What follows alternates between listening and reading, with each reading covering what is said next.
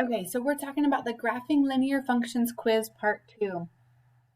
It says using the 3 indicated points on a given line and the concept of similar triangles, show and explain why the slope of the line is the same between any 2 of these 3 points. Calculate the slope of the line.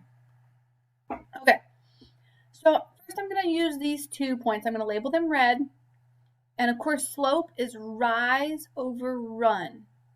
So if I make this little red triangle and I want to find the slope of it, which is rise over run, I would rise up 2 and over 1. So the slope would equal 2. Now let's say that I want to do this bigger blue triangle between the last points. So here's my blue triangle. I would rise up, here, let me write this again. I would rise up 1, 2, 3, 4, 5, 6. And I would run over 1, 2, 3. 6 over 3 reduces to 2 over 1, or 2.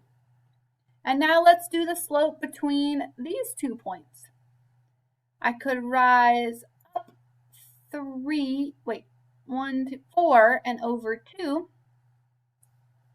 And so the slope would be 4 over 2, which reduces to 2 over 1, which is 2.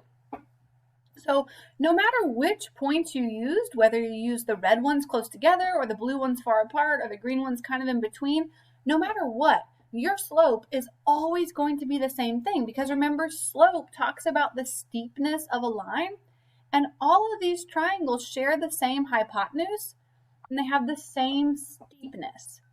So the slope does have to be the same because it represents the steepness of the line. And it says, show and explain why the slope of the line is the same between any of these points. Okay, I just did that.